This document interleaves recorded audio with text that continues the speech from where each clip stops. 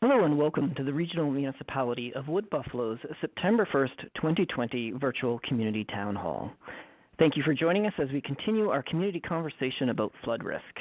I'm Matthew Harrison and I will be your moderator for today. I'm also joined by several people, including Mayor Don Scott, who's joining us on the phone, the municipality's Chief Administrative Officer, Jamie Doyle, Matthew Huff, the municipality's Deputy Chief Administrative Officer, two representatives from our legal department, including Chris Davis and Kurt Stillwell, Nazir Qureshi, our Senior Manager with Engineering, and Maureen Nakanichi, Project Manager with Engineering. As well, we also have on the phone Jen McManus, the Vice President of the Canadian Red Cross, Alberta and Northwest Territories. Thank you everyone for joining us, and thank you for calling in and participating either by phone or online for this evening's virtual community town hall. As many of you know, at the July 14th council meeting, administration tabled a report on improving community resilience, which included a number of approaches to flood-prone areas, ranging from limits to developments to buyouts. And then at the July 28th council meeting, administration was given the go-ahead by council through a series of motions to proceed with public engagement to discuss how flood risk resilience can be achieved in the neighborhoods of Fort McMurray's downtown, Draper, Longboat Landing, Ptarmigan Court, Tega Nova Eco-Industrial Park, and waterways. Just a few weeks ago, throughout August, we had 12 engagement sessions. That's for 3 weeks with two in a row on a Tuesday evening, 2 sessions, and then on a Wednesday morning, 2 sessions. And then, of course, we also had different tools to collect feedback on the municipality's online engagement portal, participate.rmwb.ca. You've also shared your thoughts on the different motions in a number of different ways. Perhaps it was through a message at Pulse or a one-on-one meeting with our Planning and Development Department or our Deputy CAO. All told, these have been the different ways that we've been collecting your feedback on the motions from July 28th. And we're going to be taking what you've had to say and rolling it up into an engagement report that will be part of the September 15th council package. Now, September 15th is the council meeting where we'll be discussing flood risk and these motions that were tabled on July 24th. So this evening, what we're asking from you is to find out, did we get it right? Have you had your chance to say what you wanted to say? So if you're interested in participating in the conversation, asking a question, or sharing your thoughts on the different motions and how it affects your neighborhood, please hit *3 on your phone and get in the queue to share your thoughts and feedback. Now, before we get to the phone lines and the online feedback, I'm going to invite Mayor Scott to provide some remarks. Mayor Scott, go ahead. Thank you very much. On behalf of Council, I'd like to thank everyone who's participating this evening. I just want to give everyone a reminder before we get going that it is very important to wear masks and follow the AHS COVID guidelines. It's absolutely critical, and we don't want to see a problem in this community. So please follow those guidelines. It's very important. Don't let your guard down. And I'd like to thank all those who attended the engagement sessions. A lot of ideas were shared, and I had a lot of one-on-one conversations, and I was grateful to do that during those engagement sessions. This is just another reminder that the meeting on this topic is going to be September 15th, and everyone in this community can participate in that meeting. And the details on how are going to be shared with you during this discussion tonight. So thank you once again, and I look forward to hearing your feedback again this evening. Thank you very much, Mayor Scott. And as the Mayor said, we did have a number of those engagement sessions, and we want to hear again from you this evening at our town hall. So please hit *3 on your phone to get in the queue so that you can share your feedback and comment on the different motions that are coming forward for the affected neighborhoods. I just want to turn to our Deputy CEO, Matthew Huff. Matthew, it's been a busy month of engagement, and this community conversation that we started at the end of June has been continuing for several weeks now. So I was wondering if you could talk a little bit about this phase of engagement and share how this information that we've been collecting over the last few weeks will be used. It truly has been an extensive effort to engage with residents, property owners, business owners, people from throughout our region.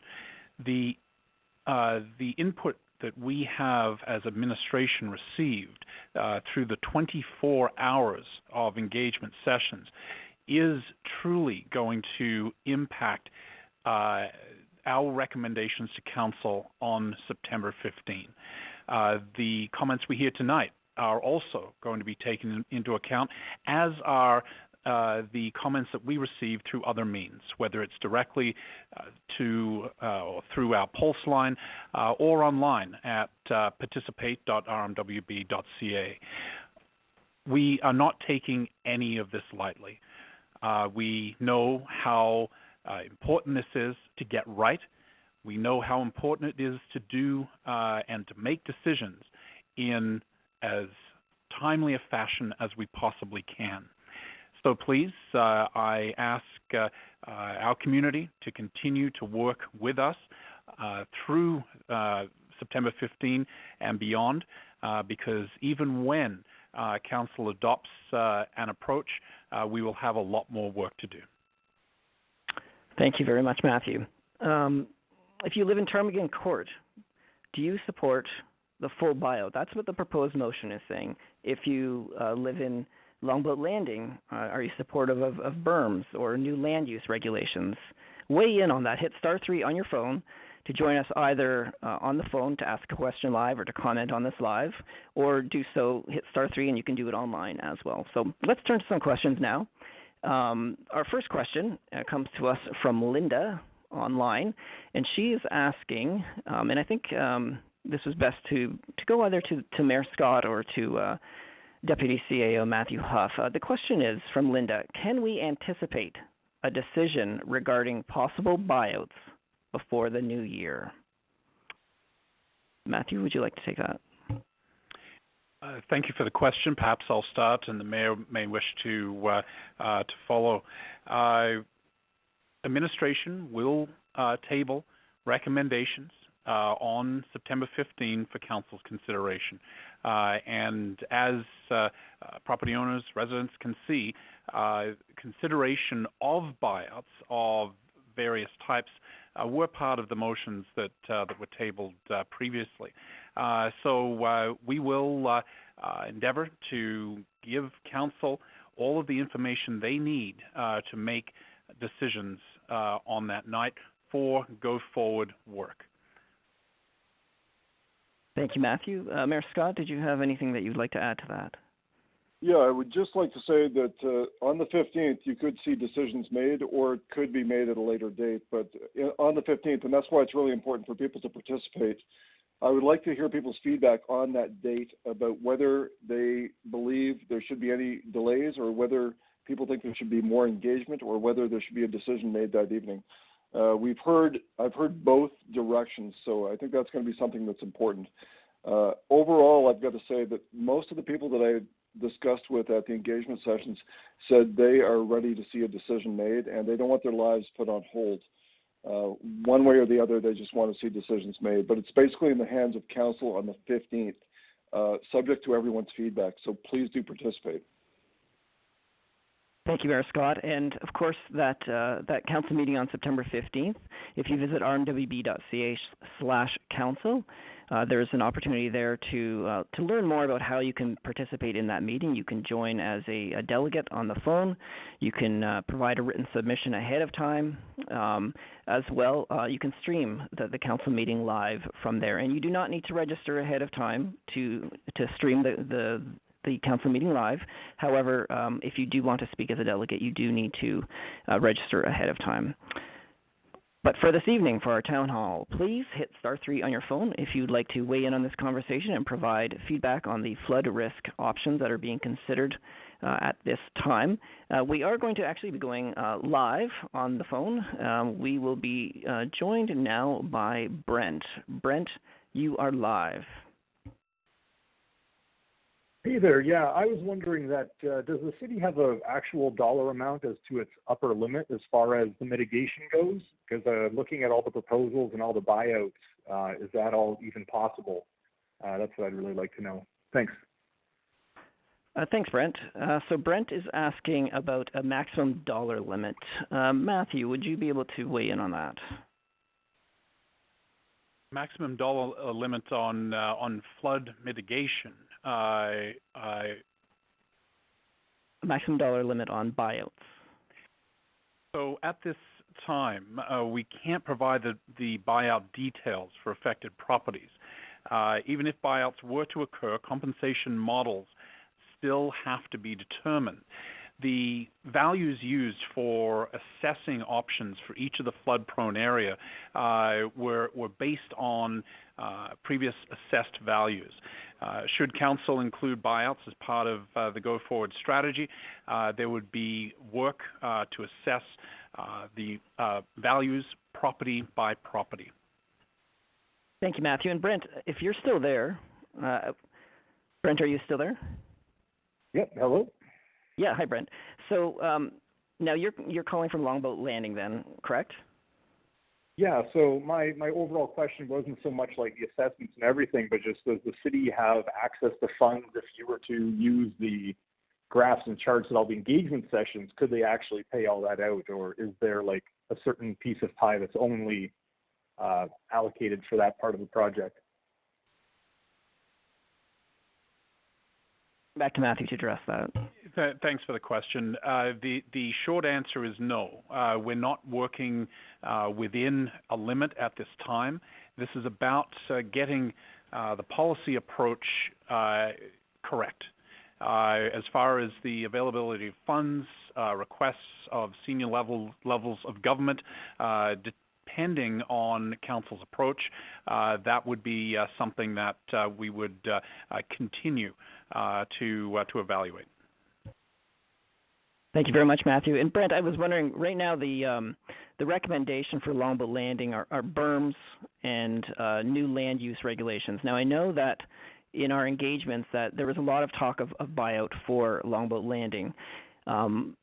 Would you be in that group that would support more of a buyout, or would you support the creation or the continued work on berms, or looking at changes to the land use bylaw? Is there any particular direction that you or your neighbors have been leaning towards? Well, it's pretty much unanimous down here that buyouts would be the best for this part of the community. Between the lack of insurance, the lack of personal insurance, and changing land use bylaws, you're essentially turning this area into another Penn Horwood. There will be no other development in this area. It's just going to be left sort of like to wither on a vine and die here. So, we've all been displaced. Some of us have only gotten back a couple weeks ago. So we're all pretty eager to move on with our lives and just be part of this town just somewhere else because, we've been let down, and I think it's time for us to get out of here, and that'll be the right thing for everyone. Okay, thanks, Brent, for sharing your thoughts and for taking the time to call in this evening. If you're in the Ptarmigan Court area, there's a proposed full buyout. Draper has a proposed full buyout. Waterways, we've been proposing buyouts below 250 meters and new land use regulations above 250 meters. If you live in those neighborhoods, reach out this evening and let us know what you think about those proposals. Hit *3 on your phone to either join us live on the phone or to join us online to ask a question. Now, we are going to be going live now, but we're going to be going to someone who's in the Thickwood area, from what I understand. And I believe this is another question related to buyouts, and I think it's probably best addressed by Matthew, but let's go to Peter, who's live on the line. Peter, go ahead. Hi there. Just wondering, if somebody took the buyout, what's the city's plan with the property that they buy out? Thanks, Peter. Matthew? Thank you for the question. So as mentioned in the Land Development Options Report, and you can certainly find that online, there would need to be a commitment to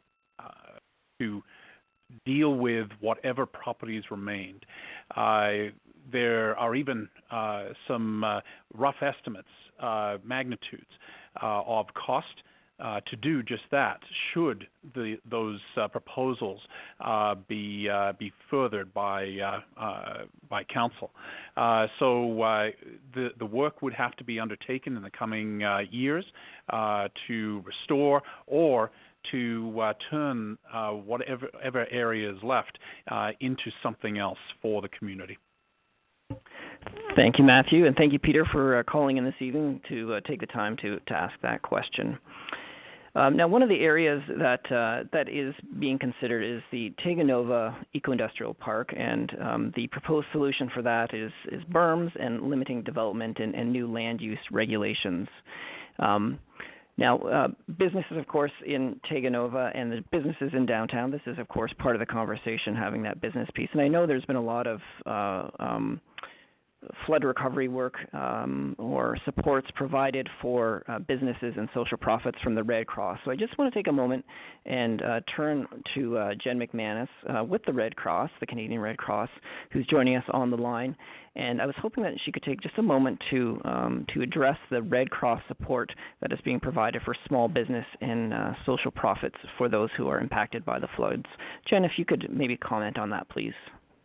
Yes, thanks, Matthew. Thanks, Mayor Scott and the RMWB team that allows the Red Cross to journey with Fort McMurray and the region during some interesting, challenging, but transformational times. Currently, right now, the Canadian Red Cross is working with the Disaster Recovery Program team nested under the Government of Alberta. And we are providing accompaniment supports alongside that journey for those households and individuals who are making applications for DRP. I encourage people to call us at 1-800-863-6582 with regards to any supports that we can give them during their DRP application. And just to remind everybody that that application process closes on September 6th. For the Red Cross, Matthew, we are providing supports to small business and to supports to not-for-profits and social profits in the region.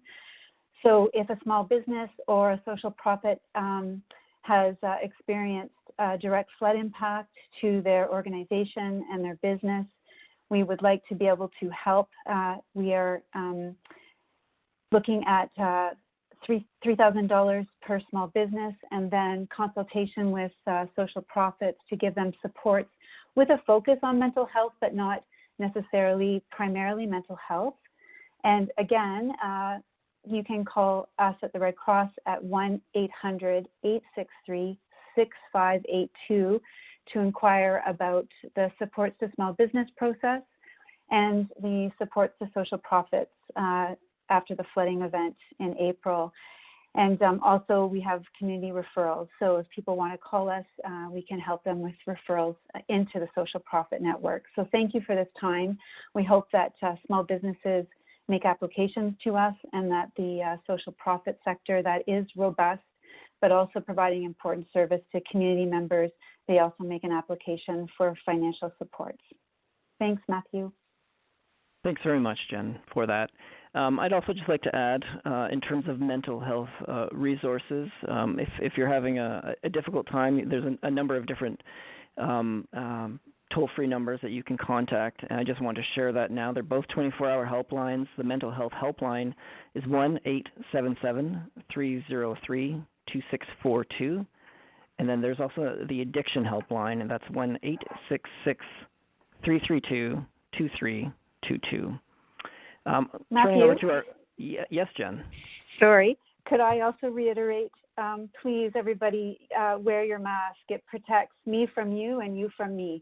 So on behalf of the Canadian Red Cross, please wear your mask. This pandemic is serious, and we are on national stage 5 alert across the country. And my message is, please, please wear your mask. It's important for all of us. Thanks very much, Jen, for that important reminder. Certainly wearing the mask and all the other preventative measures that we can take in fighting COVID-19, from proper hand washing to hand sanitizer use and physical distancing. So certainly a very important reminder. Thank you, Jen.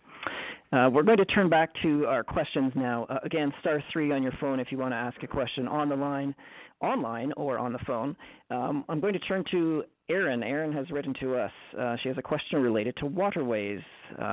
Will there be a plan to protect the remaining homes in waterways that are not offered a buyout? If yes, when can we see a plan? So perhaps if that could go to our Deputy CEO, Matthew Huff, or our engineering department again, will there be a plan to protect remaining homes in waterways? Thank you, Aaron, for the question. The information on this can again be found online. You can read up on our existing flood mitigation program. You'll be looking for reaches 10 and 11, which would also form part of a secondary egress road, a second exit for the city. So that is one of the key questions before administration, before council at this time.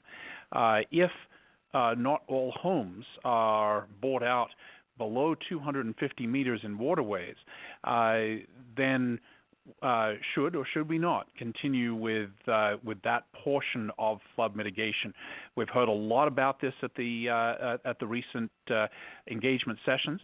I'm going to ask Project Manager Maureen to speak to the actual work when it was and can be undertaken. Thank you for the question.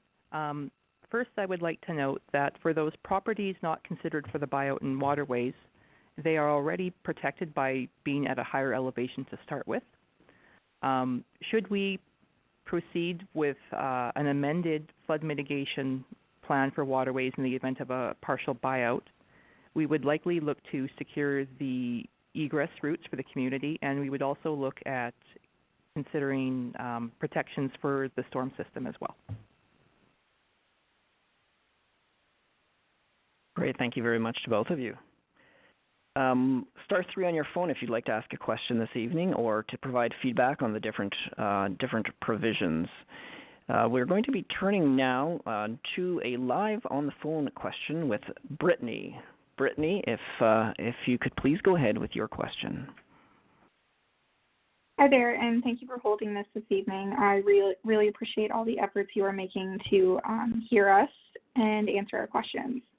My question this evening pertains to Longboat Landing, and it's in reference to the current things that are formally documented and that have been mentioned here about what we're going to do with our area, and that is the berms and the land bylaw use. However, during the engagement sessions in person, we talked with engineering about them doing mitigation efforts on the sewer lines. I'm wondering why that's not being formally mentioned and why it's not been formally documented. At least it wasn't as of today. That's my question. Thanks, Brittany. So, Matthew, if you could address the sewer issues. Thank you, Brittany. So also on September 15, there will be a separate report to Council. This report is going to be on the performance of our infrastructure during and post-flood. It's going to identify work that we will be doing across the lower town site, not only to enhance our sewer systems, but also prepare for flood 2021. We are undertaking quite a bit of intermediate work to make sure that should we face a flood event in 2021 like the one this year, that we will have as many measures in place to mitigate flood risk as we possibly can. Thank you, Matthew. We're going to turn live again to the phone. If Chris could speak up with his question. Chris, go ahead. Hi, I have two questions pertaining to Ptarmigan Court. The first one is, will the value for the buyout be based on an appraisal or a predetermined value? And the second question is, if a land swap option is another option, will the transporting costs be covered and the decommissioning or commissioning be included, or is this something that homeowners have to fork out? Okay, thank you, Chris. I think we'll start with that second question about the transporting costs, and I'm going to turn over to our legal counsel, to Chris Davis. Chris, if you could take that question, please. Yes, thanks very much for the question. If there were any relocation costs, the municipality would fall back on traditional tools that would be used in any buyout or expropriation. That's the normal requirement under the legislation, that all homeowners that are affected be treated equitably and fairly. With respect to the first question on valuations, again, the normal procedure in any legislation involving land would be to use fair market value as the first methodology of fair valuation. Thank you. Thank you, Chris. Now, Chris in Ptarmigan Court, if not the other Chris, not the legal counsel Chris, but the Chris in Ptarmigan Court. I was wondering if you're still on the line. I know for Ptarmigan Court, we're proposing a full buyout, and is that an approach that you support? Yes. If, like I said, if we go based off of an appraisal, not a predetermined value, so. Okay. All right. Well, thank you, Chris, and thanks for taking the time to call in and share your thoughts. Turning to online questions, this next question isn't necessarily specific to a neighborhood, but I know it's a question that has come up in some of the engagement sessions, and I'll be turning to the mayor for his thoughts on this. Tim is asking, will the province and/or federal government help out when it comes to buyouts? And I guess even in general, can we count on, I suppose, other levels of government for financial support as we deal with flood risk resiliency? Mayor Scott, could you address that? Yes, I can't speak for the federal government or the province, but we've certainly been asking for help as far as the berms are concerned. I would say this, that it may be the case that when a decision is made, whether it's on the 15th or later, that decision may be tied or conditional upon other levels of government participating or helping out to some extent. I would expect they should be helping out, just based on everything I've seen and experienced. In a way, they are participating right now by coming in with DRP funding. As everyone who's involved in this is aware, the province came up with $100 million. So they are already involved in a flood, whether they like it or not. So it would be better for them to help us sort this out and protect the community and protect individuals rather than, leave it to us to deal with. This could be a very expensive proposition depending on what council decides. So I expect federal and provincial help. They have not committed to that, and it may be the case that our decisions are contingent upon that. Thanks, Matthew. Thanks, Mayor Scott. And I understand that our Chief Administrative Officer, Jamie Doyle, also has some thoughts to share on that. Go ahead, Jamie. Thank you, Mayor, and thank you, everyone, for participating both in all the engagement sessions as well as this evening. And thank you, Matthew Harrison, as well. I've had a series of conversations with our provincial level government, and so far it's been quite collegial, and they've been good conversations. But as the mayor said, we haven't yet received any type of formal commitment from the provincial government from land allocation or monies to assist with buyout. As the mayor previously mentioned, they are already involved extensively from the DRP application and funding perspective. So over the next little while here, we're expecting some more conversation with the provincial government, and the mayor is very right. Some of our decisions may be contingent on commitment from the provincial and federal government. Thanks, Matthew. Thanks very much, Jamie.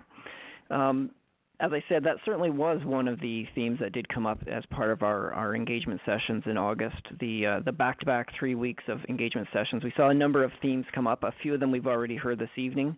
The theme of insurance, certainly buyouts were asked about and how buyouts would be based.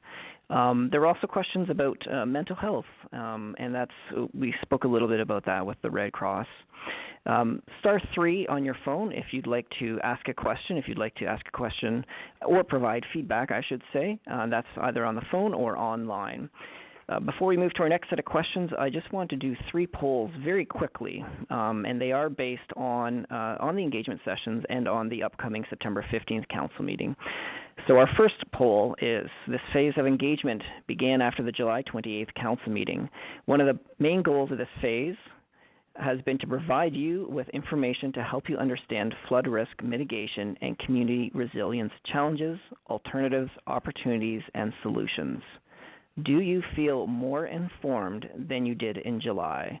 Press 1 for yes, press 2 for no, press 3 for undecided. Again, the question is, do you feel more informed about these flood mitigation and community resilience challenges, alternatives, opportunities, and solutions than you did in July? Press 1 for yes, 2 for no, or 3 for undecided. Our second poll, as we've mentioned multiple times, September 15th is a very important day where we have a council meeting. You can participate in that council meeting. Visit rmwb.ca/council for more information on that. Are you planning on participating in the meeting? Now, you could do so by writing a letter in advance. You could speak as a delegate on the phone. There's a number of ways to be involved. If you are planning to participate, press 1 for yes, press 2 on your phone for no, or press 3 on your phone for undecided. Again, do you plan to participate in the council meeting on September 15th? Press 1 on your phone for yes, press 2 for no, and press 3 for undecided. Now, the engagement sessions that we had in August, that was something we haven't done in some time. We often do engagements, usually multiple times a week, but because of the COVID environment, we really haven't been able to get out and have in-person, face-to-face conversations. So this community conversation on flood risk is really the first time we've done in-person engagement since COVID-19 became prevalent. So looking beyond this topic of flood risk and looking to other municipal projects, provided COVID-19 guidelines can be adhered to, would you like more in-person engagement opportunities? So provided we can follow all COVID-19 guidelines, would you like more in-person engagement opportunities? Press 1 on your phone for yes, press 2 on your phone for no, or press 3 on your phone for undecided. Again, 1 for yes, 2 for no, and 3 for undecided. And certainly many thanks for participating in these polls. It helps us in terms of our planning and also looking ahead at future engagements. Okay, so star 3 on your phone if you'd like to provide feedback on these flood mitigation options.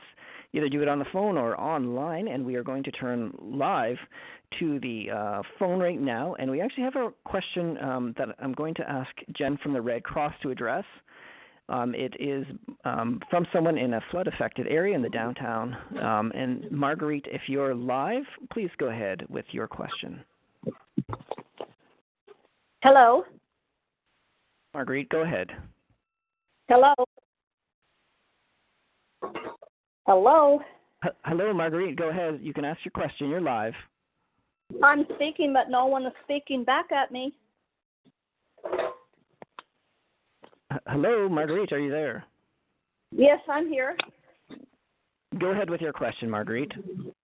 Okay, thank you. Yes, I actually have a lot of questions, but I know I can't ask them all tonight.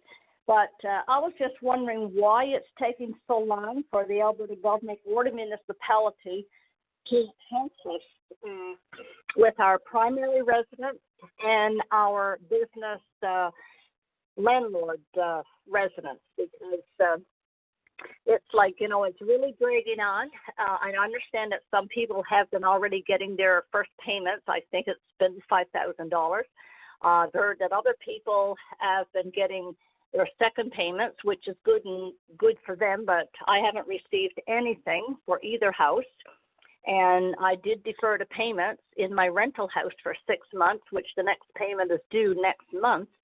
And there's nothing done with the house. So what do I do? Give it back to the bank? Is the municipality or the government going to help in any way? And it's been just, it's been just ridiculous. I just think it's ridiculous that there's no help out there.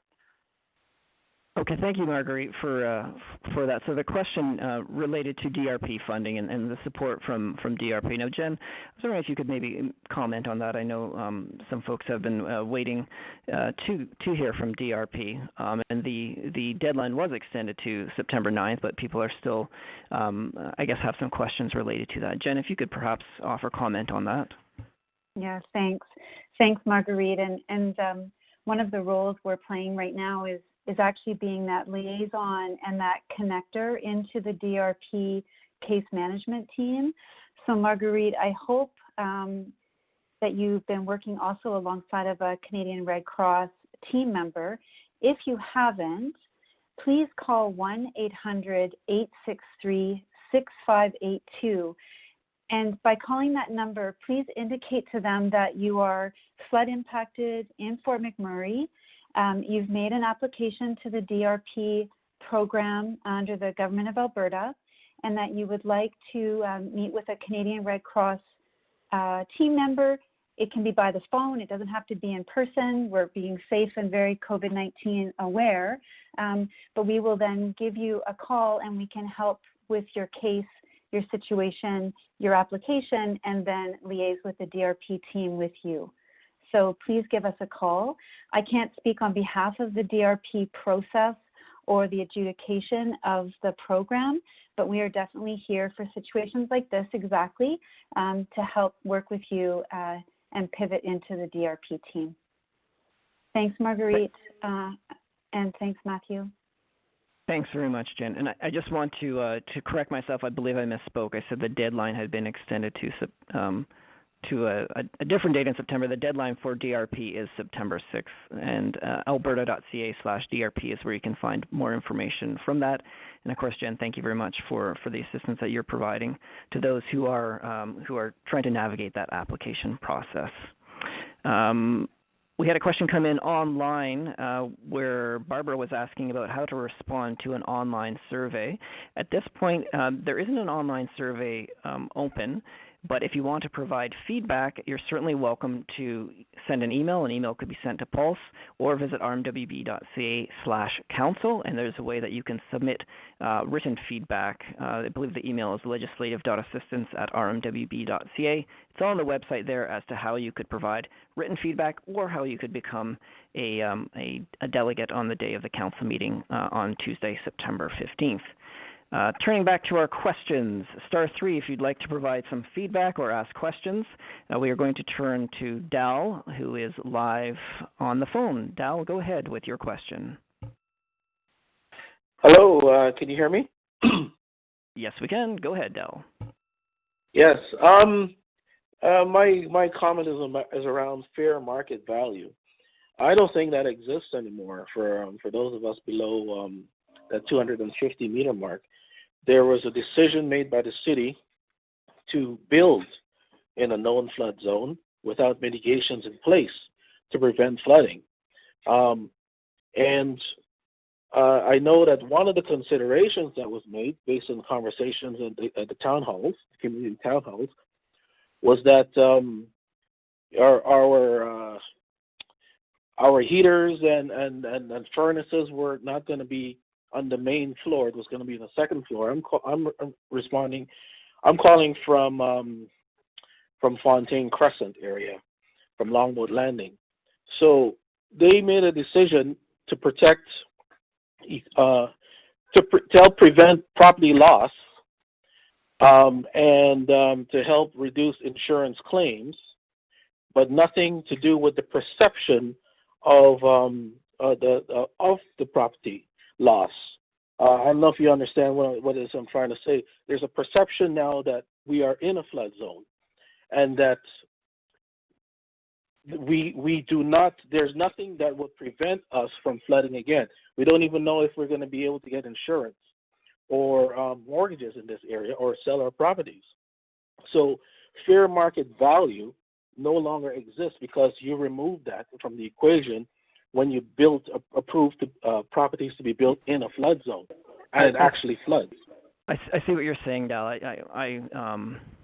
I see your concerns just with you're talking about, I guess, with future opportunity for selling if there isn't that mitigation that wasn't there, it's not in place. I know that certainly through the engagements that we heard from a number of people in Longboat Landing, but in other areas as well, in Draper and waterways, that there were concerns that with the information in some of the reports that's going to have negative consequences on any value of their house.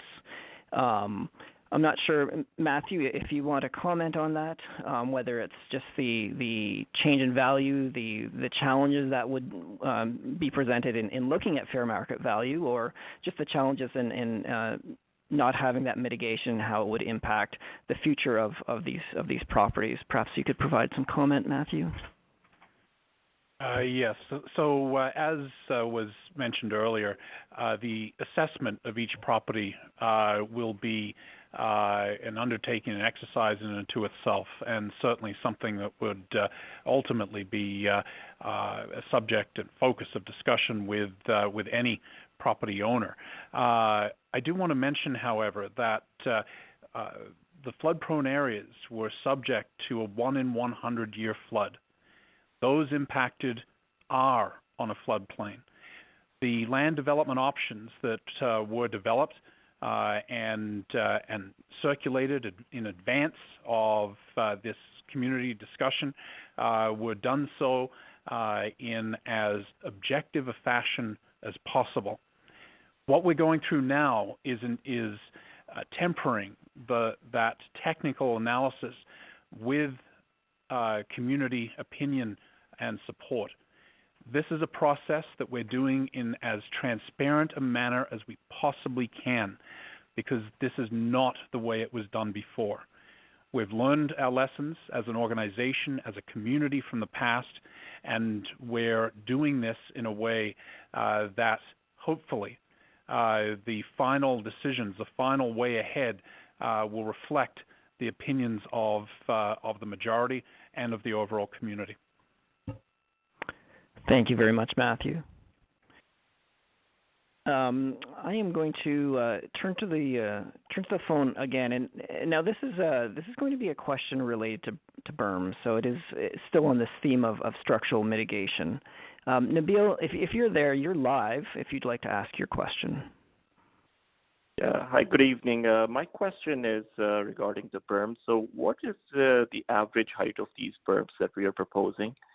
And the second part of the question is, what are we doing to ensure these berms are not eyesore for future? We're trying to get ready for the 2021 possible flood event, but these berms are being proposed in a downtown urban area. So my fear is that we're probably going to build something and totally ignore urban design, and these features will be an eyesore for years to come. Thanks very much, Nabil. That's a very good question. I know certainly the beauty of the waterfront did come up in our engagements. I'm going to turn to the engineering group to address this question. Again, Nabil asking about how high the berms will be, and then what's being done to preserve the beauty of the waterfront. Maureen, could you weigh in on that, please? Thank you for your question, Nabil. The current design for the berms is to build them to a height of 250.5 meters, which is the 1 in 100 flood elevation plus half a meter of freeboard. As to your concerns for the waterfront, we are working with the Parks Department to make sure that we're staying out of the waterfront as much as we can, and we're also trying to integrate the flood mitigation into our plans for the landscape. For an example of what a completed berm project is capable of looking like, you can look to the elevated trail behind the St. Croix Towers. That is a completed flood mitigation project. That's a landscape trail. There's benches. There's a nice walking path. So our hope is that the completed flood mitigation will be an asset to the community visually. Thank you. Thanks very much, Maureen. We're going to turn to some online questions now, but still with the flood mitigation specifically to berms. Matthew, our DCAO, or perhaps Maureen, if you'd like to answer this. The question comes from Mark, and it's, what will be the percentage before completion of flood mitigation by the end of the year? So how much of the outstanding berm work will be completed by the end of the year? I'm going to turn to Matthew for that. Thank you for the question. So the original flood mitigation program, and I will ask Maureen to weigh in on this as well, saw us proceeding to the majority of the work completed in 2021 with finishing touches in 2022. However, the discussion that we're having right now will impact what is the final makeup of that flood mitigation program. I'll just ask Maureen to round out my answer, if I may. Thank you, Matthew. Go ahead, Maureen. Thank you for the question. The current completion of the flood mitigation program is approximately 20%. That does not include the section behind Heritage Village that is nearing completion right now. Thanks very much, Maureen.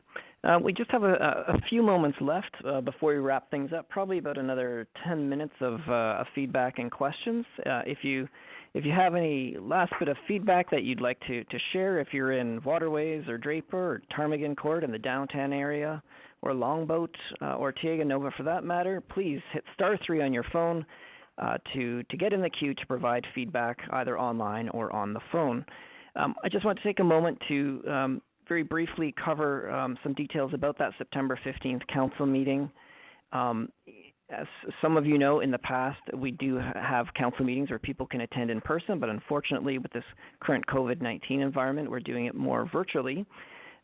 So you can join us by streaming online, and you can stream at rmwb.ca/council. If you'd like to participate, you can register in advance if you want to be a delegate who speaks on the phone. And you can register by contacting legislative.assistance@rmwb.ca or calling 780-743-7001. So it's important that you register in advance. There is a cutoff of noon on Monday, September 14th, but please, it just makes things easier for planning if you register in advance if you want to be a delegate speaking at the council meeting. You can also submit a written feedback and your comments on the motions. And again, just visit rmwb.ca/council for all that information. If you want to stream the meeting, you do not need to register in advance. That's open to everyone, and it's just available at our website. And also the start time for that council meeting is 4 p.m., but it could always change, so please stay tuned to our website, rmwb.ca, for information on that council meeting on September 15th. Again, if you have any last bit of feedback, we just have a few minutes left. *3 on your phone to get in the queue to provide that feedback. I'm going to turn to Randy and a question for our Deputy CAO. He's asking online, why should property owners who are not in affected areas not have a say in the price buyout? So why should those who are not in affected areas, so say up in Eagle Ridge or in Thickwood, not have a say in the price buyout? Matthew, could you comment on that, please? Thank you for the question. I think this question can be broken down into two parts. One is that property owners, residents across our entire region should have a say in this community discussion, and that's why we have been inviting everyone to take part. We've even gone as far as distributing flyers throughout the entire region. But when it comes to specific buyout costs, that is as a result of assessments and negotiations with the specific property owners. And if I may impose on our legal counsel just for a moment, just to reiterate that portion of a buyout process. Well, thanks, Matthew. The process ultimately is one that is directed by council. And because you need a value to start from, generally it's done through independent assessment of value, and that's usually the baseline. Council is restricted in dealing with property where it's less than fair market value, and there are controls and procedures in the Municipal Government Act relating to that. There is no limit on what council can choose to pay, but council will be most interested in what the market values are as a baseline. So I think that hopefully responds to the question. Okay, thank you both, Matthew and Chris. I'm turning now to the phone. Larry, who's calling from the Lower Town site, from the downtown. I believe he has some feedback on some possible considerations in terms of flood mitigation. Larry, go ahead. You're live. Hello. Yeah, I live downtown on Pond Crescent. I worked for Suncor for years. When they were building the Steep Bank Bridge across to the new mine site, I was working a night shift, and a man came in to get some hydraulic hoses. And he was from Fort Chip. And he had been hired by the city to come with his boat towing a barge with a high-pressure water pump on it. He got the hydraulic hoses that we made up and was on his way. He cut the ice in the Athabasca so that the clear water was breaking up first. He cut the ice in the Athabasca so the clear water would get flowing as well. It's just too simple. A lot of times the ice from where Suncor is located downstream to Fort Chip is open before it opens up right at Fort McMurray. The other thing I'd like to ask about, I'm on Pond Crescent. We got our home flooded, the main floor and the kitchen area, 2.5 feet in my garage, and the basement was complete flooded. You know, when we talk about buyouts, we talk about, 250 berms or heights, and what's going for the people in the downtown area as well as Longboat Landing and Draper and Waterways. Thank you. I'm going to turn to Matthew Hupp, our Deputy CO, to address that second part of the question. But that first part, in talking about breaking up the ice, I know that's something that did come up at engagements, and different residents suggesting different possible solutions from ice breaking and breaking up the ice bridges, or other more larger attempts like using the military and explosives and so on and so forth. So I know that was something that did come up, but to address Larry's question, Matthew, if you could perhaps comment on that. Thank you for the question. I'll address several parts of what you said. First of all, through this engagement period, we have heard from various downtown residents who were impacted, some significantly more than others. And so when we return to Council on September 15, we'll be speaking specifically about that and making some additional recommendations. As far as the other methods of resolving ice jams, we are, as administration, and the mayor himself is involved in looking at other ways to mitigate that ice jam itself. However, regardless of additional studies, pilot projects that we may undertake, it will only be one component of our flood risk strategy.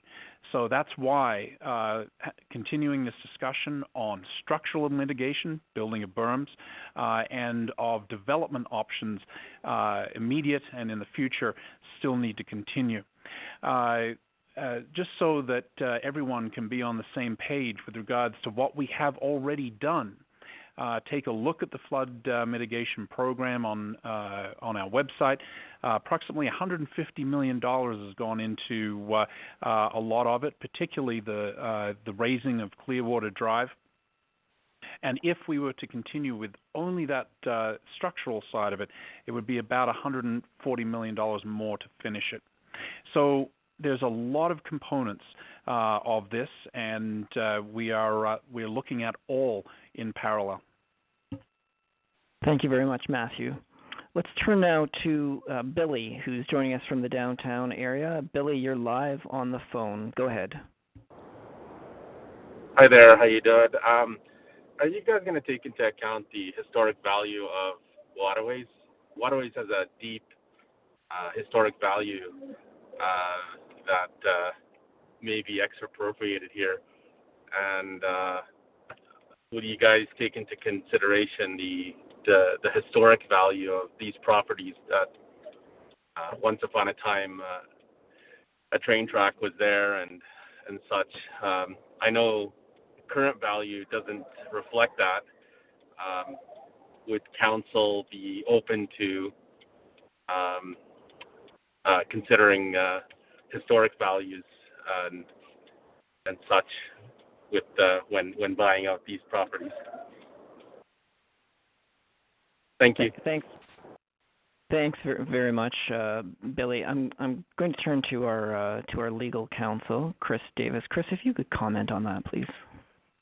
Generally, historic value, while extremely important to many in the community and part of our social fabric, it's not generally captured in valuation purposes for buyouts based on fair market value. In a sense, fair market value captures some of that notion, but I think the caller's quite correct in saying that it's difficult perhaps to include those historic values in this kind of equation. Okay, thank you very much. Thank you very much, Chris, and thank you, Billy, for voicing that. Certainly, the historical element of waterways, again, something that came up in the engagements. I'm going to turn to Sue now. Sue has a question, and she's calling from Thickwood. Go ahead, Sue. Hi, my question is, I'm a safety person, and I've just been noticing that we've been getting a huge amount of rain lately. And I have some concerns that when I go across the Athabasca River Bridge, I look and I see that there's a lot of cave-ins on the cliffs on the sides, and I'm just starting to wonder that maybe, not to alarm anybody, but that maybe we should just start thinking that there could be landslides could be something that we might be dealing with in the future. I know it depends on soil type and that and amount of rain, but since everything is changing, I thought maybe we could add that to our emergency mitigation plan to see if, maybe somebody could do some checks on it up towards Abasand and in the high cliffs area where the residences are, just to be sure that nothing is starting to break away. Okay, thank you, Sue. I see that your question just about more rain and worried about really about slope instability and that sloughing that you would see on the hills, or it's kind of the deterioration of the hills. And I know that's something also that came up in our open houses where residents in Draper are being concerned about that slope stability. That's also a concern in waterways as well. So I guess the question being that are we considering hazards other than flooding like this sloughing or landslides, I suppose you could say. And does that play into a factor into the consideration when we look at this flood mitigation? Maybe if our engineering department could address that, Maureen? Thank you for the question. Post-flood, we've engaged geotechnical engineers to check riverbank stability. We do have an ongoing monitoring program for Beacon Hill specifically, where it overlooks the Hanging Stone River. For the Athabasca, we can check to see if that's part of the current scope, but if it's not, we can make some inquiries and see what's going on there. Thanks very much, Maureen. And that about does it for our time right now. We have run out of time. Now, if you do have feedback that you would like to provide, feel free to send us an email. That can be sent either to pulse@rmwb.ca or it can be sent to townhall@rmwb.ca. As well, of course, you can register to be a delegate for that September 15th council meeting. For those of you who join us on the telephone, at the end of the call, when this event ends, you'll have the opportunity to leave a voice message and share your thoughts on this topic. So that's coming up in a matter of moments. Feel free to stay on the line for that voice message opportunity. Again, very important council meeting on Tuesday, September 15th, as we discuss these flood mitigation motions. And you can participate in that council meeting either by streaming or by being a delegate, writing a letter. Visit rmwb.ca/council on how to do that.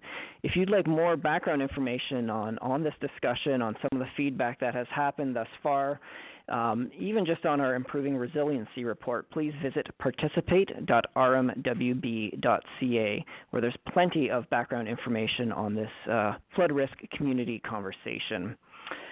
So that about does it for us. I'd like to extend my deepest thanks to our panelists, Mayor Scott, our CEO, Jamie Doyle, our Deputy CEO, Matthew Huff, Chris, Kurt, Nazir, Maureen, all of you joining us from the municipality's administrative staff, and of course Jen from the Red Cross. So thanks very much for being with us this evening. Thanks as well to Vieri and Converso for the technical support and all the support from our staff who helped make this event a reality. And of course, thanks to all of you for being part of this community conversation and joining us online and on the phone. Thanks very much and have a great evening.